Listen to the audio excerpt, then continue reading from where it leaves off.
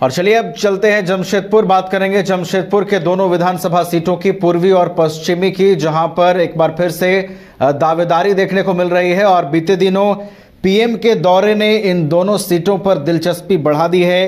PM के दौरे का इन दोनों सीटों पर क्या असर होगा, क्या जो दोनों सीटों से मौजूदा विधायक हैं वो एक बार फिर से दावेदारी पेश करेंगे, और दावेदारी पेश करेंगे तो उनकी दावेदारी में कितना दम होगा, क्या जनता उन्हें फिर से स्वीकार करेगी, क्या एक बार फिर से उन्हें जनता जिताकर विधानसभा भेजने का काम करेगी, ये देखना बेहद दिलचस्प होगा। हमारे साथ जमशेदपुर से हमारी सहयोगी लाला जुबी जुड़ी हुई हैं, उनके पास चलते हैं।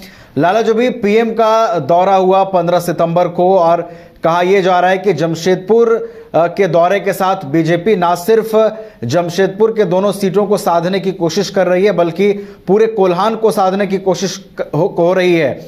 आप हमें यह बताइए कि ये जो दो सीटें हैं जमशेदपुर की, इस पर कितना प्रभाव पीएम के दौरे का पड़ेगा?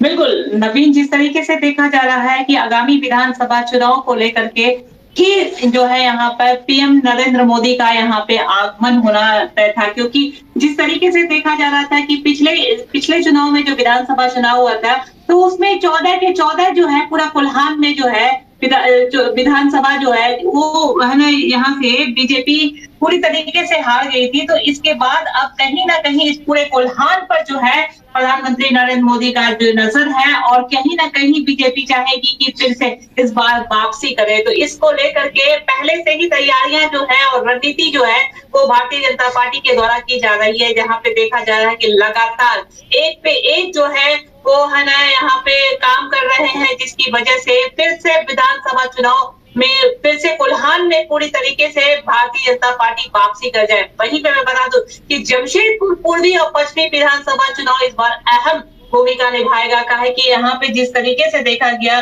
कि पिछले वर्ष जो है विधानसभा चुनाव में 25 वर्ष का सीमा जो था रघुवर दास का वो यहाँ पे सरयू राय ने जो ढा दिया था।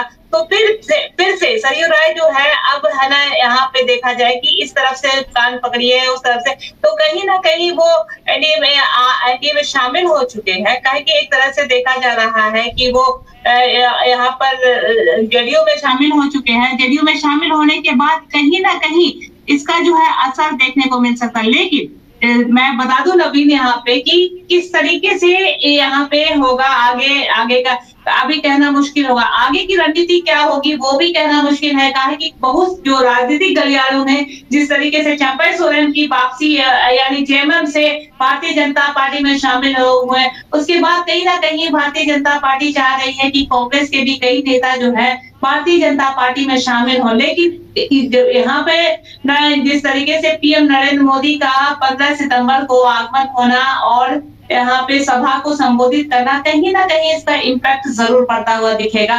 काहे कि यहाँ पे उन्होंने साफ तौर पे कह दिया है कि वहां पे जेएमएम पे जमकर निशाना साधा। साथ साथ उन्होंने ये भी कहा था कि जेएमएम पे कांग्रेस का भूत है ना सवाल हो गया है। साथ ही साथ वो मैया सम्मान योजना को भी काफी एकदम कहा थे कि 300 रुपया लेकर के वो मैया सम्मान योजना मिल रहा है। साथ साथ प्रधानमंत्री जो आवास योजना है वो 2500 रुपया दे करके उन्हें दिया जा रहा है। तो जेएमएम पे उन्होंने जमकर निशाना साधा और साथ साथ जिस तरीके से उन्होंने यहाँ पे देखा जाए कि सभा को संबोधित करने के दौरान जिस तरीके से वो स्टेज पर यही वहां पे चंपई सोरेन से मिलते हुए दिखे, उनके बेटा से मिलते दिखे, तो अब जो है ये रणनीति कुछ अलग ही देखने को मिलेगी। काहे कि कहीं ना कहीं यहाँ पे जो जदयू में जो शामिल हुए हैं सरयू राय, उन्हें कहीं ना कहीं पश्चिमी विधानसभा चुनाव से लड़ाया जाएगा। और पूर्वी में अभी तक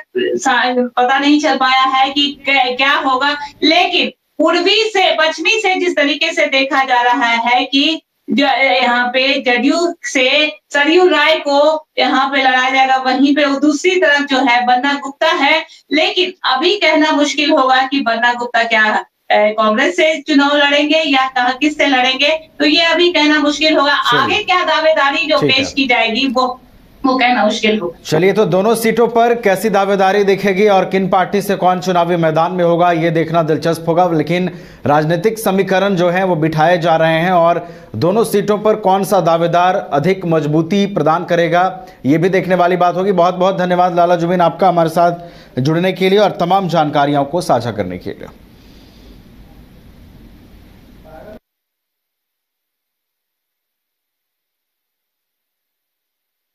घर के लिए ग्रोसरीज की जरूरत हो या चाहिए फल और सब्जी, डेयरी या बेकरी प्रोडक्ट्स चाहिए या beverages, snacks and branded foods चाहिए हो या ब्यूटी प्रोडक्ट्स, अब इनके लिए अलग अलग दुकानों की तलाश हुई खत्म, क्योंकि रांची में खुल गया है केस्टो मार्ट, जो रखे आपका और आपके बजट का ख्याल। हर सामान पर 5% की छूट, होम डिलीवरी की सुविधा भी। आज ही पधारें Kesto mart, one stop solution for every customer's requirements. Call 9153989339. 5 राज्य, 61 शहर, 150 प्रोजेक्ट और एक वास्तु विहार। नई सोच, नया घर, बनाए रखिए अपना प्यार, सेवा में है वास्तु विहार।